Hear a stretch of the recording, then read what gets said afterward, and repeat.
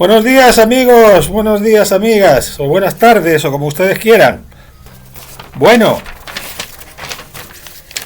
hubo una vez una pandemia y hubo también un señor que nació en Baracaldo y se llamó Koldo García Izaguirre, y otro señor que nació en Torrente, en Valencia, y se llamaba José Luis Ábalos.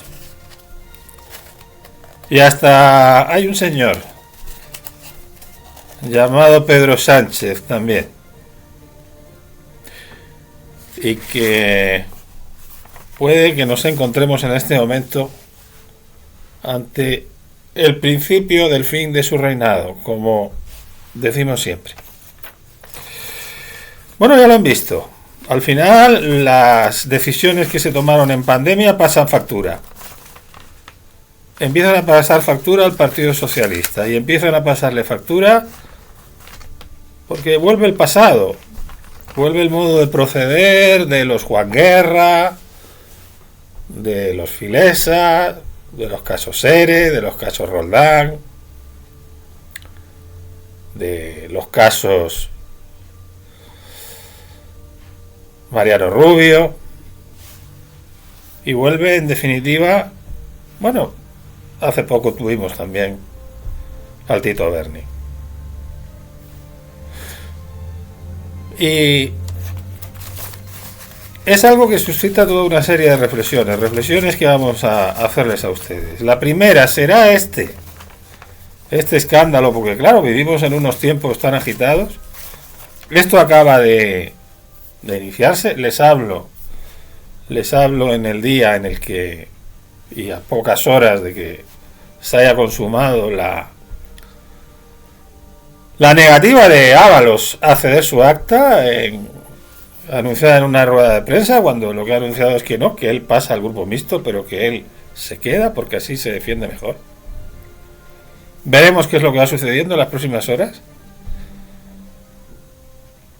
porque todo va precipitándose. Incluso resulta que al anunciar en un comunicado la apertura de su expediente, han revelado a la prensa por parte del Partido Socialista, debe ser por lo nerviosos que están, su DNI y su email.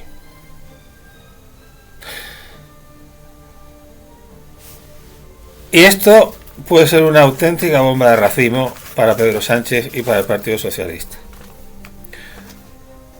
No ya por las consecuencias aritméticas que tiene el que no pueda conservar el escaño. Lo más probable es que Ábalos siga votando con el Partido Socialista, si no, su desprestigio probablemente sería mayor, y sobre todo en la militancia, sino porque esto puede ir afectando a mucha más gente. Esto no se va a quedar solamente en Ábalos, si hubiera ido a su casa o no, aunque al no irse a su casa pues puede seguir teniendo un cierto morbo el que siga ahí. Esto afecta a Salvadorilla, esto afecta a cuando era ministro de Sanidad, esto afecta a nuestra querida Francina Forcadell de Armengol cuando era presidenta de Baleares, esto afecta a Ángel Víctor Torres en Canarias. Veremos a ver también qué sigue sucediendo en el Ministerio de Transportes con los cargos que han seguido. Hoy, Óscar Puente pues habrá anunciado lo que haya anunciado hoy, pero recordemos que también había una ministra intermedia que la mandaron a paradores. No sé si su nombre era... Fíjate lo anodina que fue, que ni siquiera nos acordamos del nombre de esa ministra. Podría decir un nombre, pero es que a lo mejor hasta me he equivocado. Pero vamos a ver, va a suceder lo de siempre, que se van a superponer unos escándalos sobre otros, porque claro, la semana pasada ya tuvimos bastante con el viaje de Pedro Sánchez a Marruecos, un viaje probablemente a instancias de su señor, el sultán de Marruecos, la persona que no sabemos cómo, cuando parece que se van a reanudar las relaciones con Argelia, pues bueno, no solamente no se reanudan las relaciones con Argelia, sino que se produce una visita en la que Pedro Sánchez no obtiene absolutamente nada más que hacer el ridículo. Nunca van a conseguir lo de las aduanas, así como así, mientras mantengan esta política. ¿Cuándo les dará Marruecos las aduanas? Pues cuando España haga en el concierto internacional lo que Marruecos quiere que haga con relación al Sáhara. A no ser que pongan bien pared, que es lo que tendrían que haber hecho hace muchísimo tiempo, ante Marruecos. Y Marruecos, ante espectáculos como los que actualmente hay en España, ante un gobierno débil, lo último que hubiera querido Marruecos es que hubiera habido un gobierno de gran coalición, como el que aquí preconizamos desde el verano, aunque no nos entusiasme, pero hay momentos en los que en un país es necesario llegar a esos grandes acuerdos. Pues Marruecos se frota las manos al encontrarse con una España débil y al encontrarse con ciertos espectáculos. Espectáculos que allí no se producen porque aquello es una dictadura. Y entonces lo que es increíble es que puedan sacar ventaja de eso, de ser una dictadura. Si el concierto internacional, una dictadura frente a una democracia, siempre tendría que tener desventaja. Nosotros somos una democracia, lo seguimos siendo, pero una democracia que desde hace algún tiempo tiene problemas. Tiene problemas, hay déficits democráticos y hay un funcionamiento muy complicado. Pero mira el cortoplacismo, por ejemplo. Ahora todos nos vamos a dedicar a que el foco esté puesto en Ábalos, esté puesto en Koldo, esté puesto en este tema de las mascarillas. Y nos olvidaremos de lo demás. El presidente de Canarias, Fernando Clavijo, ha pedido explicaciones a Pedro Sánchez mediante una carta para conocer el estado que se negoció en esas conversaciones que tuvo en Rabat Pedro Sánchez con las autoridades marroquíes. ¿Ha salido eso en algún medio? No. La inmigración ilegal sigue creciendo. ¿Va a salir eso en algún medio? Pues no. O prácticamente no aparece. Ahora bien, esto puede ser el final de Pedro Sánchez. El final de este gobierno tan, desde luego, negativo.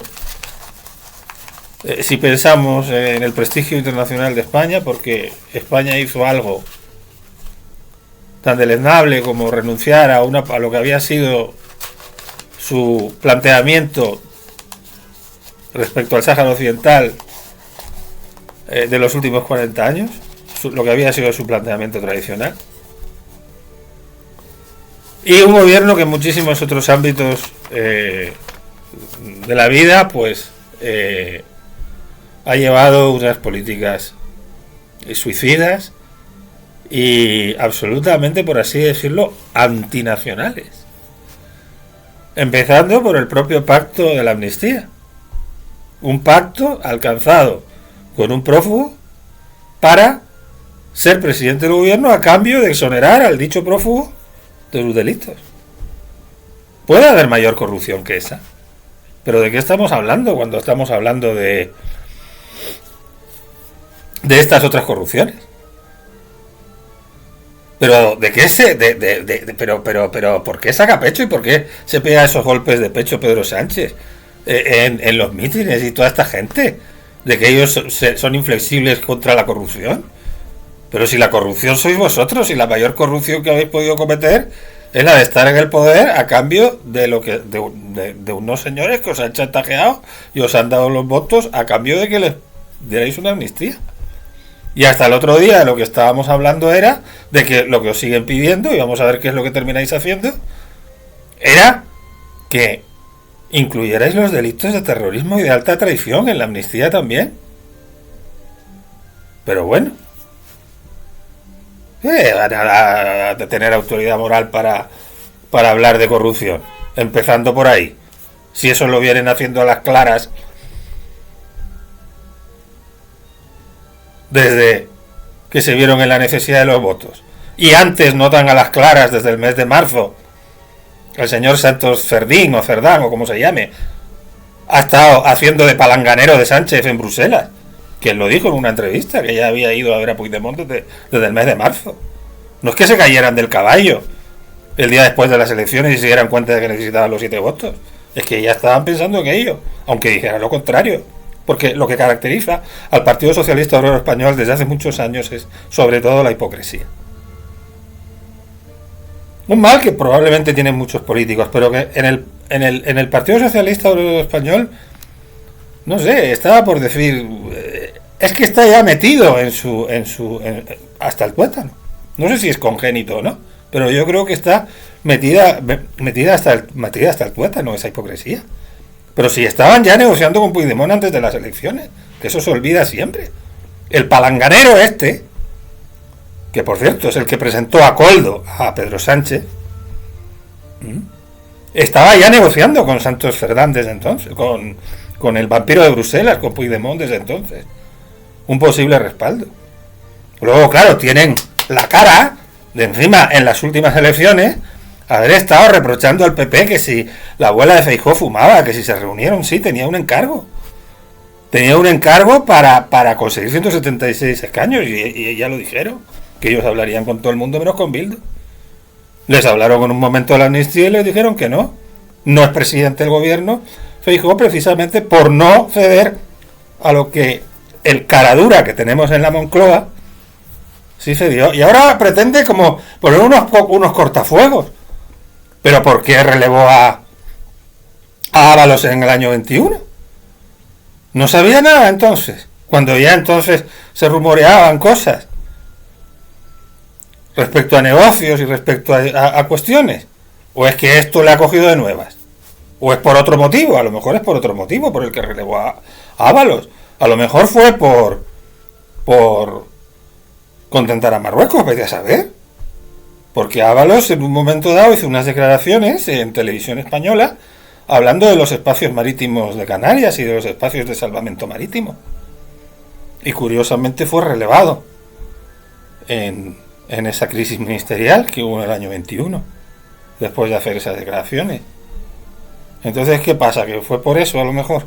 Pero luego había otras versiones, que es que Ábalos tenía una vida personal que se filtraban, Ábalos tenía una vida personal un tanto disoluta y que había cosas extrañas y que fue por eso el cese, aunque se haya descubierto era el pastel. Pero claro, luego lo volvió a poner en las listas, aunque lo relevase.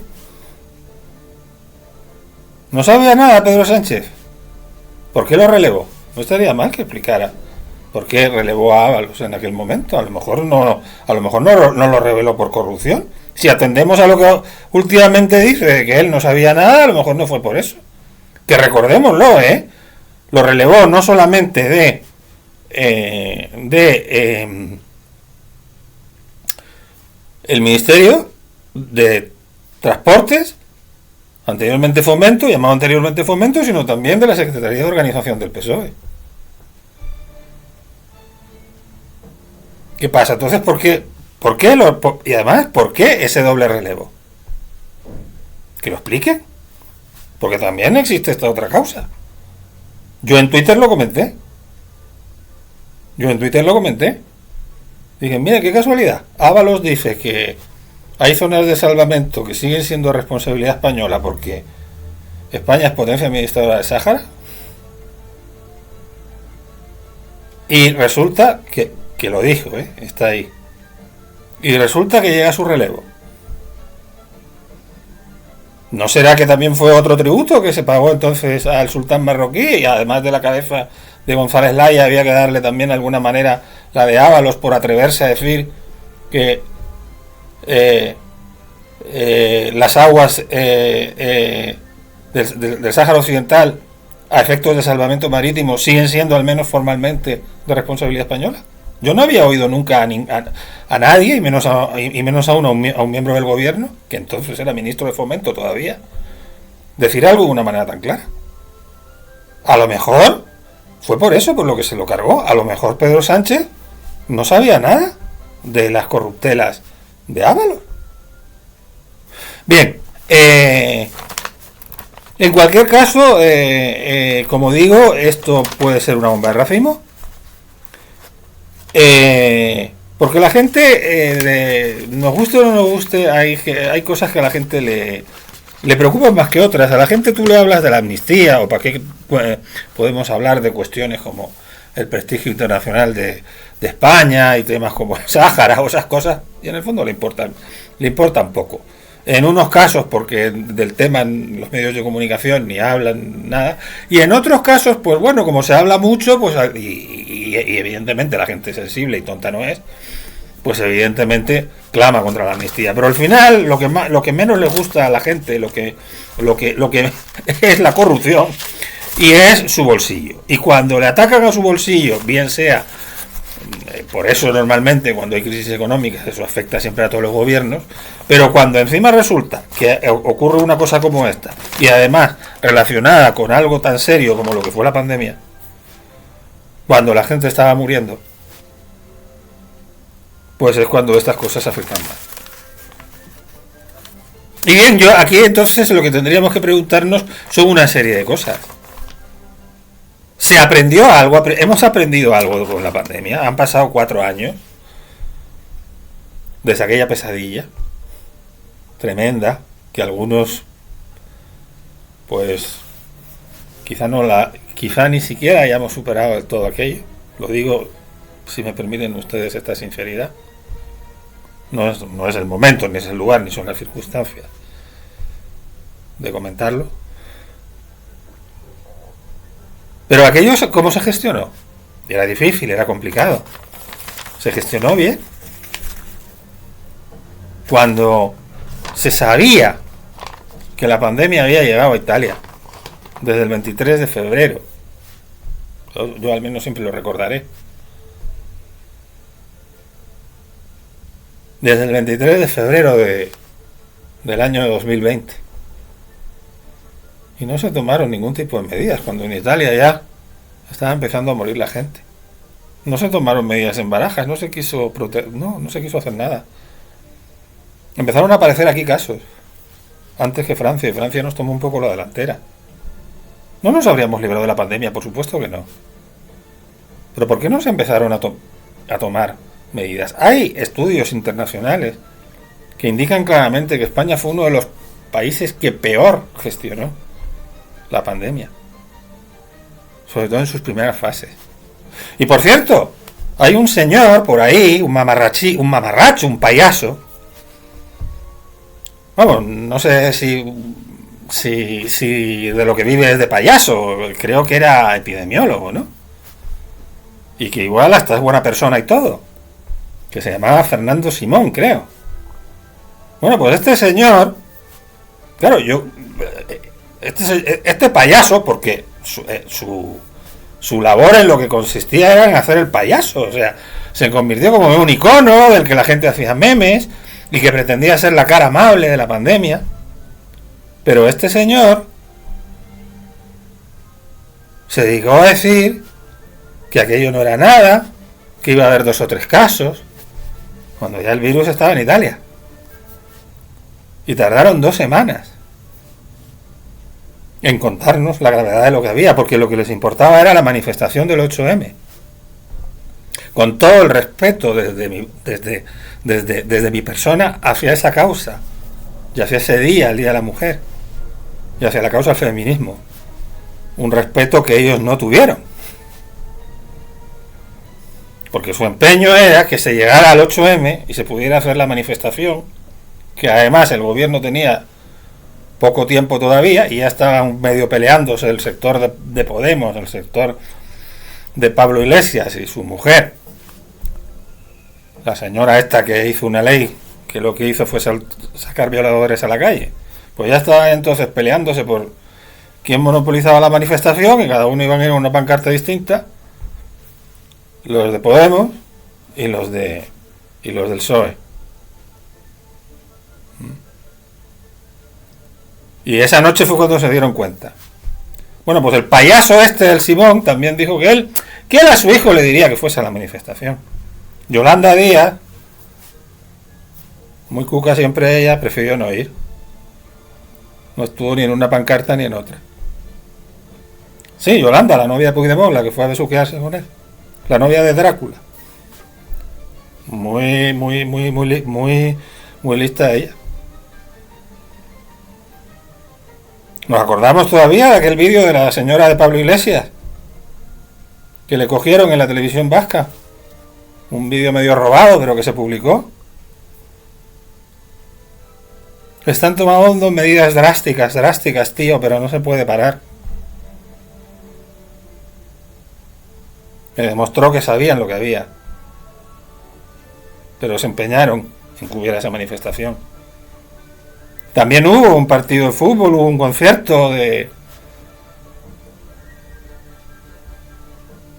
Pues en este momento no recuerdo de quién fue, a lo mejor me equivoco. Sé que hubo un partido de baloncesto del Estudiantes, que hubo un partido de fútbol del Atlético de Madrid con el Sevilla, y un concierto de una estrella que me parece que era... pues... me perdonarán, pero como hablo poco estas cosas sobre la marcha y digo lo que se me ocurre sobre la marcha, sé que hubo un concierto en un local, un concierto multitudinario, ¿eh? También en esos días. Había que haber suspendido todo eso. Porque ya desde antes, en la Comunidad de Madrid, los centros de mayores empezaron a cerrar. Los centros de mayores, los centros a los que van a reunirse los mayores, en la Comunidad de Madrid se habían empezado a cerrar ya. Desde varios días antes. Y había que haber suspendido eso, el gobierno tenía datos. Y había que haber suspendido, pero todo eso había que haberlo suspendido, esas actividades. Pero lo primero que tenía que haberse suspendido era lo que dependía del gobierno. Y sobre eso ha estado en los tribunales también, y fue por lo que Marlaska cesó a Pérez de los Cobos. Porque no quería informarles de algo que estaba siendo investigado y sobre lo cual él no podía informar. Lo cesó y luego Pérez de los Cobos fue repuesto. Otra más del patético Marlaska. Otra cagada más por ser generosos de este señor.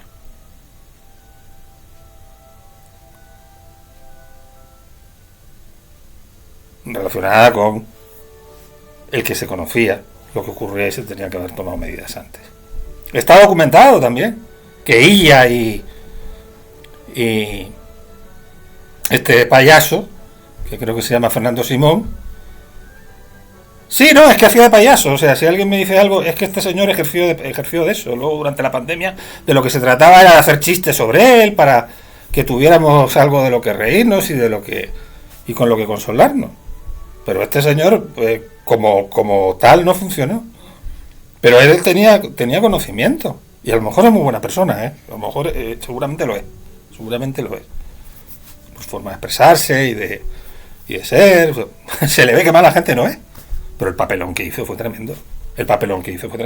Y está documentado que se reunió con Salvador Illa, con el ministro que es médico y filósofo. Sí, tiene las dos carreras, creo. No sé si le valen de algo, pero tiene las dos. Pues está documentado que se reunió con los testigos de Jehová, le plantearon que iban a tener un congreso y le pusieron la cara larga a los testigos de Jehová. Iban a tener un congreso en Madrid. No son buenas fechas. Al mismo tiempo, lo que decía este caballero es que igual los payasos pues no se merecen que se les compare con él. Lo que decía este caballero era que iba a haber 2 o 3 casos, que no había problema en ir a las manifestaciones. Qué pena, ¿no? Porque no te fuiste a tu casa, Fernando, después. Pero ahí sigues, ahí sigue.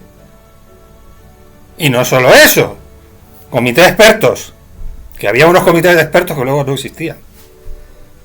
¿Alguien ha exigido responsabilidades políticas por estos temas en las últimas elecciones generales? Las que fueron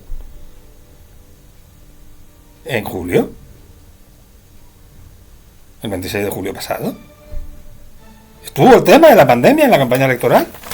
No, porque ya, en fin, se trata de que ya nos hemos olvidado, no recordemos todo esto que ha sido tan triste.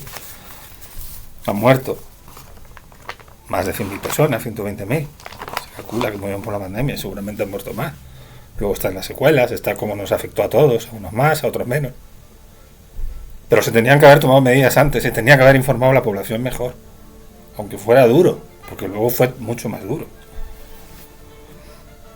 Y se estaban comprando ya mascarillas por parte del Ministerio del Interior.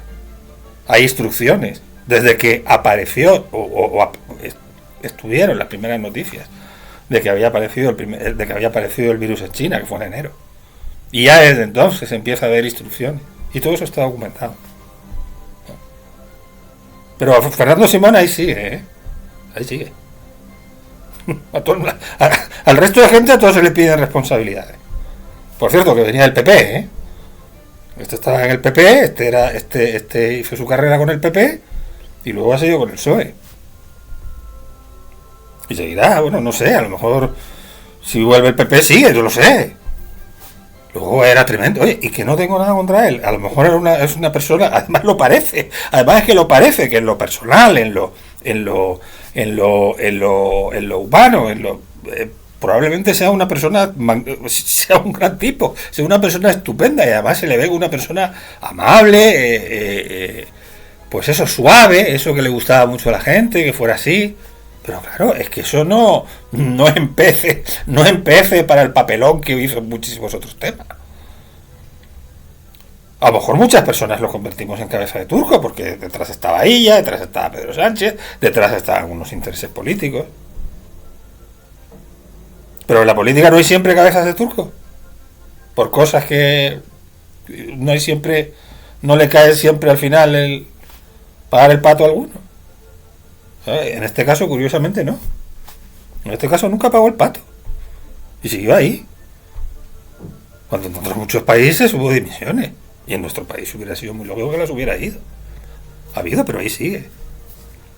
Luego muy curioso, porque hubo quien lo quiso convertir en el icono del feminismo. Hubo artículos, artículos. Y además, el movimiento feminista y gente que era partidaria de estas cosas, recuerdo que a mí me los enviaba y tal. Pero qué flaco favor le estaban haciendo al feminismo. Cuando, pues si este es el icono del feminismo, este pobre hombre.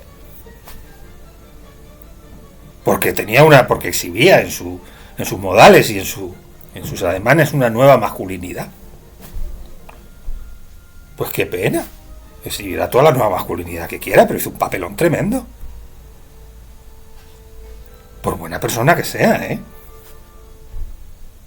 Y insisto, a lo mejor nos podemos estar pasando porque las responsabilidades por lo que ocurrió entonces y por qué no se avisó antes a la población no quedan solamente en él. Como pasa siempre, como puede estar pasando ahora con Ábalos. Es que Pedro Sánchez no sabía nada. Bien, ¿hemos aprendido algo de la pandemia? Porque todo esto viene por un tema de mascarillas en la pandemia.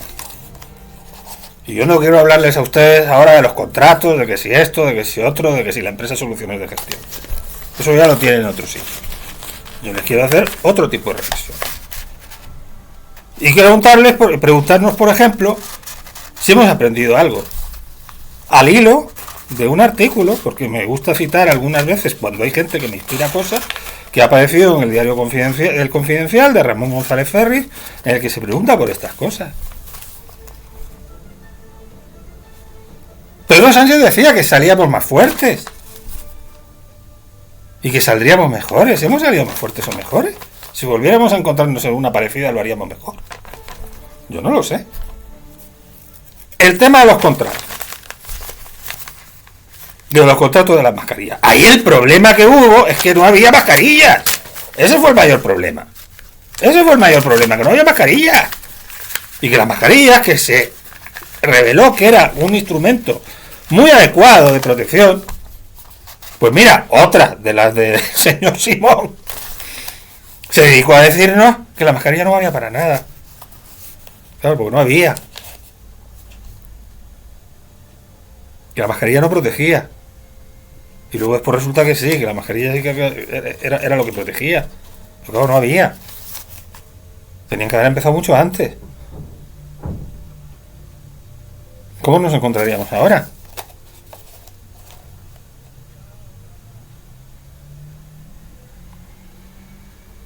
¿Cómo nos encontraríamos ahora si volviera, si volviera la pandemia o se intensificara la del COVID otra vez? Que volviera, que bueno, ha tenido algún otro repunte y todo nos ha ido, pero bueno, eso sería otro tema, ¿no?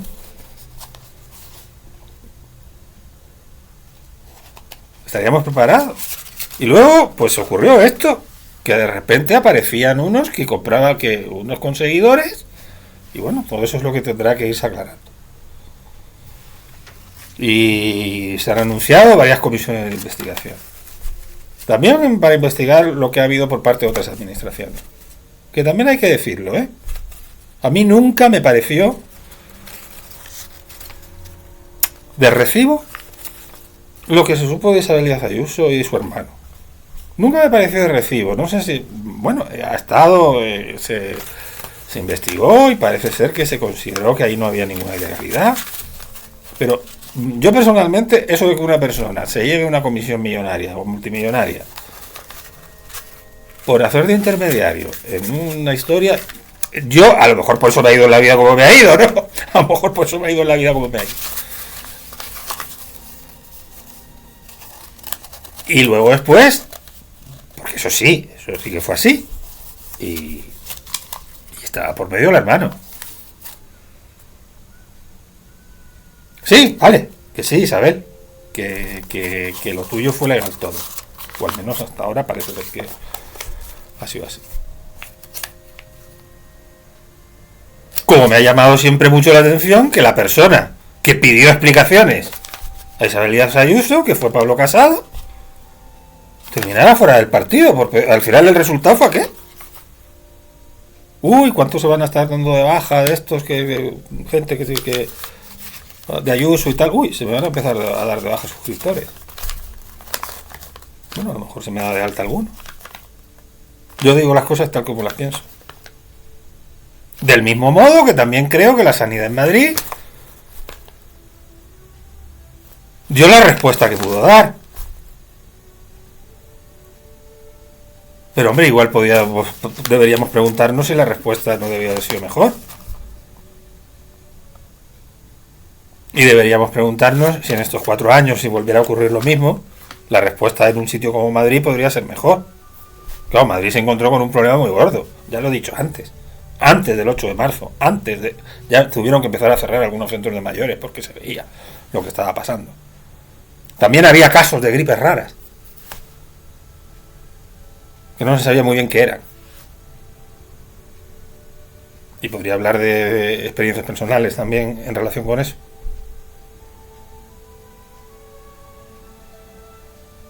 ¿Y qué respuesta dio la sanidad de Madrid sobre la conciencia de Isabel Díaz Ayuso, por mucho que ella trate siempre de caerán siempre la muerte de los ancianos en la residencia? Y no estoy hablando de responsabilidades penales, no. Eso siempre lo tendrá Isabel. No ocurrieron solamente en Madrid, ocurrieron también en muchas otras comunidades autónomas, las que estaban más afectadas, y no solo gobernadas por el PP, por el PSOE también, en Extremadura, en Castilla-La Mancha.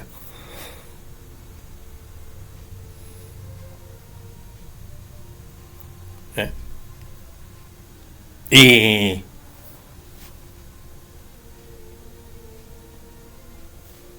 esos protocolos? Sí, es que si se les llevaba a un hospital, era peor. O igual, total, para que se murieran en un pasillo de un hospital y saturaran las cosas más, que se quedaran en la residencia. Pero ¿cómo se quedaron en la residencia? ¿Qué atención había en las residencias?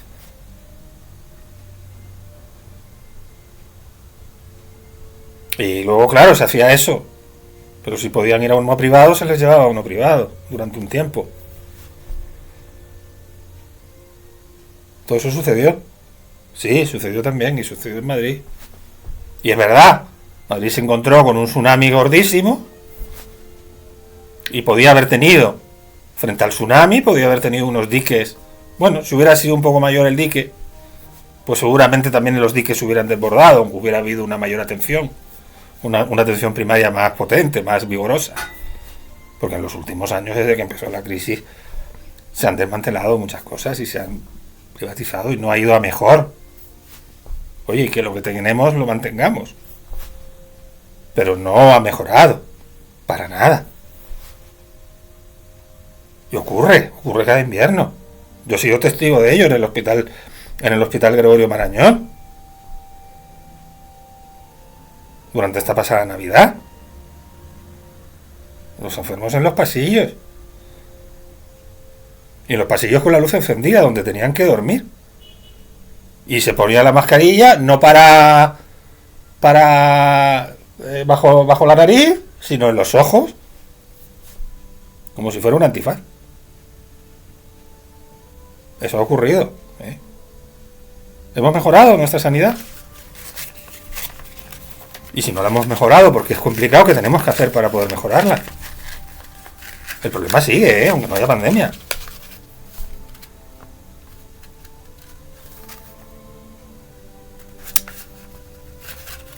¿Hemos aprendido algo? O nos hemos querido olvidar. Porque el PP no hizo ningún tipo de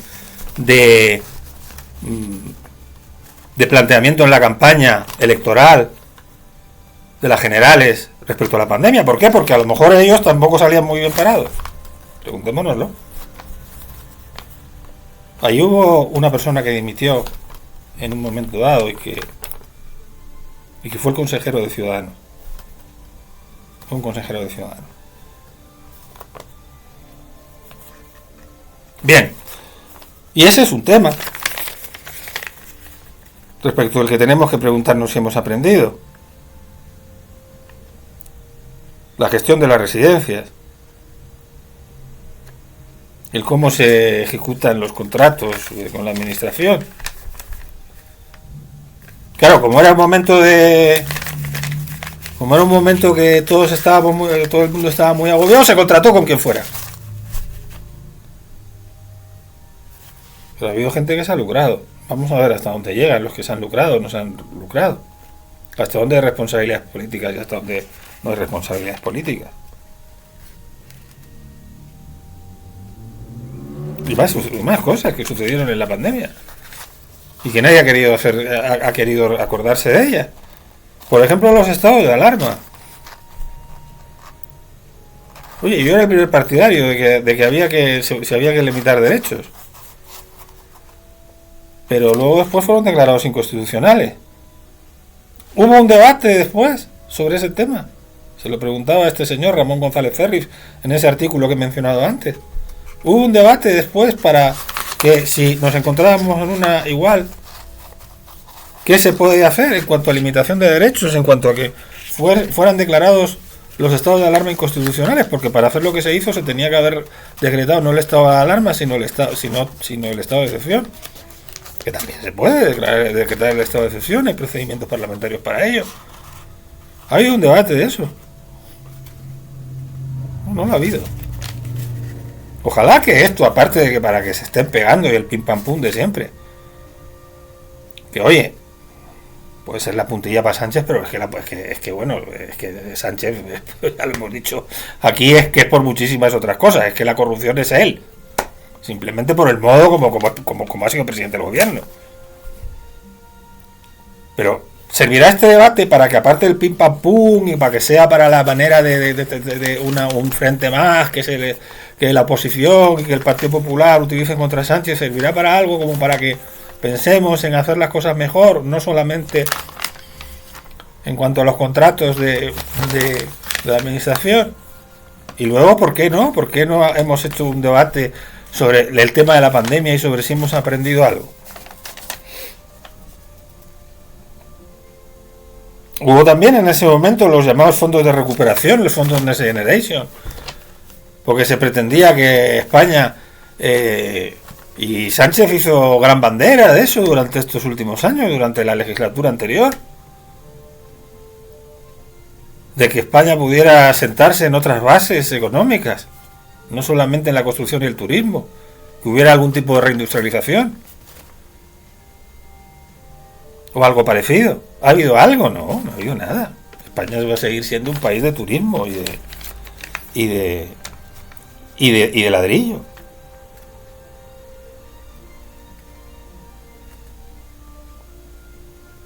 Y sobre todo, ¿cuántas decisiones no se tomaron en aquel entonces?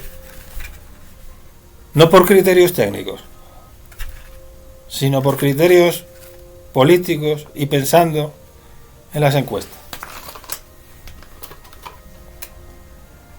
Vamos a encender un poquito aquí. ¿Por qué se tomaban decisiones? Mirando las encuestas. Quitamos ahora la mascarilla, la que ya la gente está harta. Y a lo mejor la quitaban justo cuando subía. Está comprobado, ¿eh? Luego, las últimas veces que la pusieron, al final que recuerdo que hubo una orden para volver a tenerla en la calle, cuando estaba ya más que demostrado que volviera a ser obligatoria en la calle. Cuando estaba ya más que demostrado que el aire libre era lo más sano y lo que dificultaba más la transmisión del virus. O sea, al tuntún, cuántas cosas no funcionaron en unas ocasiones al tuntún y en otras ocasiones pues pensando única y exclusivamente en lo que decía la encuesta. Cuánta tontería no hubo, y que todavía vivimos de eso, de los terraplanistas que empezaron a negarlo, luego después lo de las vacunas y tal. Bueno, eso ya no es una responsabilidad a lo mejor del gobierno y de los poderes públicos, es una responsabilidad más de toda la sociedad, ¿no? Pero ¿cuántas decisiones no se tomaron por criterios estrictamente políticos? Sí, también en Madrid. Hay gente que creemos sinceramente que a lo mejor la apertura en Madrid fue... Sí, en un momento dado Isabel Díaz Ayuso cesó a una subdirectora general, creo recordar.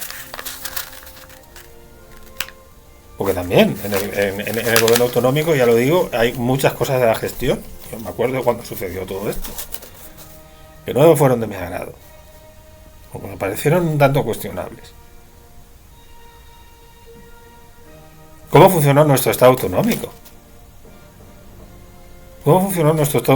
Se le vieron las costuras, se vieron también sus debilidades en aquel momento, en gran parte. ¿Por qué razón se tardó tanto tiempo en tomar medidas? ¿No tuvo que ver también algo el que en ese momento todavía seguía latente el enfrentamiento con la Generalitat? ¿Estaba Quim Torra en la presidencia de la Generalitat? ¿No pudo tener que ver el tardar en adoptar medidas, el ver, joder, ¿qué vamos a hacer con esto? ¿Cómo vamos a implementar esto a nivel autonómico? Porque si en las autonomías tienen competencia, no tienen competencia. ¿No influyó también eso, a lo mejor, en el retraso de las medidas? Aparte de lo de la agenda esta que tenían, de lo del 8M. Porque sí, se tenían que haber adoptado medidas antes. Por lo menos una semana, 10 días antes, se tenían que haber adoptado medidas. Ya no nos acordamos, pero todos los expertos coincidieron en ello, en aquel momento. Y no nos hubiéramos quitado la pandemia de encima, pero seguramente habría habido menos muertos. Bien. Y otra reflexión, bueno, aparte de la pandemia, que quizá valga la pena también hacerse, con relación a esto, que es la selección de personal político. Es decir, vuelvo ahora al caso en sí, a lo que hemos conocido de estos personajes, de Koldo.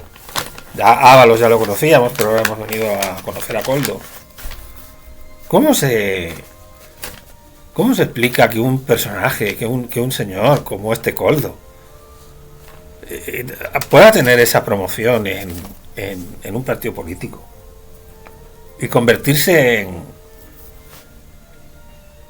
en la mano derecha de un ministro, y incluso en formar parte de consejos de administración?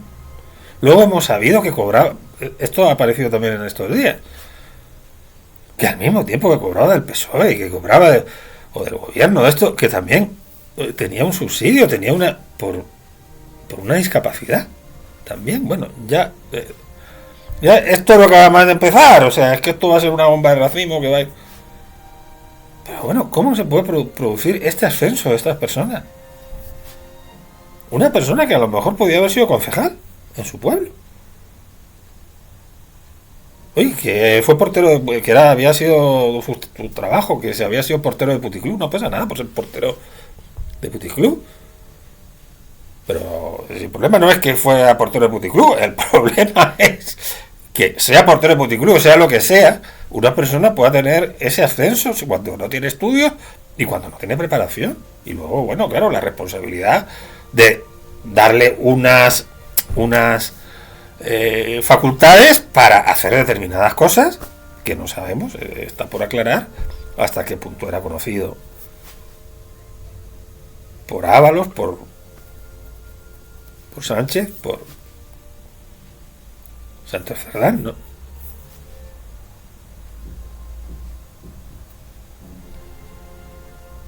Pero bueno, ¿qué es lo que está pasando en los partidos políticos? ¿Cómo puede suceder esto? Que una persona ascienda como un meteoro y de esta manera.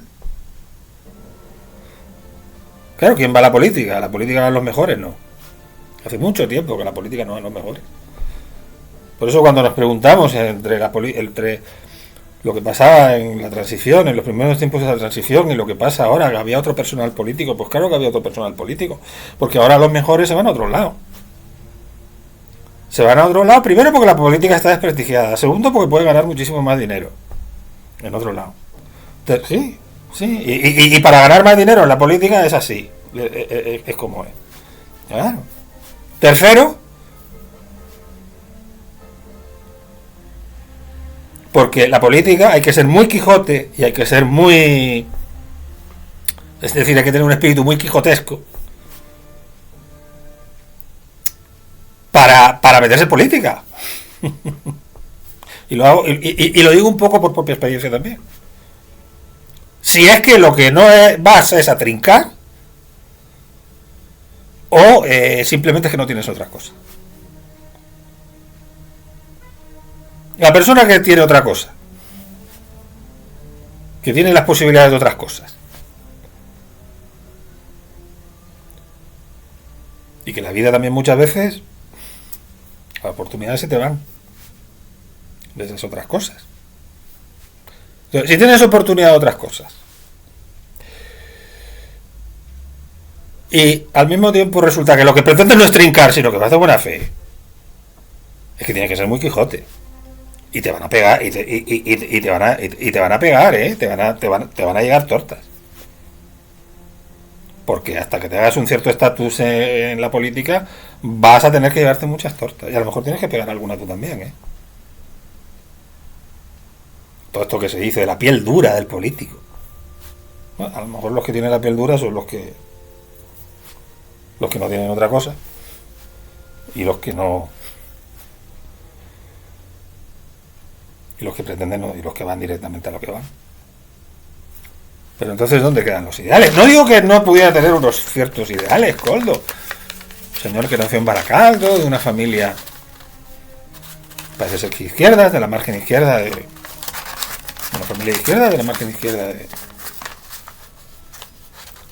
de la Ría del Nervión, margen izquierda de la Ría de Vizcaya. Tradición obrera y tal. Pero al final termina en esto, con un señor que se lucra de esta manera. Si es que efectivamente todo lo tendrán que decir los tribunales. Entonces, ¿qué estamos haciendo? Bueno, pues estas son un poco las cosas que yo les quería comentar a ustedes, que ya llevo hablando casi 50 minutos y me gustaría que les hubiera hecho reflexionar un poco. Vamos a ver qué es lo que va sucediendo con Ábalos, pero es curioso cómo este señor asciende también por haberle custodiado los avales a Sánchez. Recordémoslo. Del mismo modo que tenemos que recordar que Ábalos fue el gran apoyo que tuvo Sánchez cuando lo defenestran en la Secretaría General del PSOE. Por cierto, está callado Sánchez. ¿Cuándo va a hablar? Porque lleva varios días sin hablar. Bueno, ustedes espero que vayan viendo el vídeo a lo largo de esta semana y los hechos me imagino que me irán desmintiendo porque en algún momento Sánchez tendrá que hablar.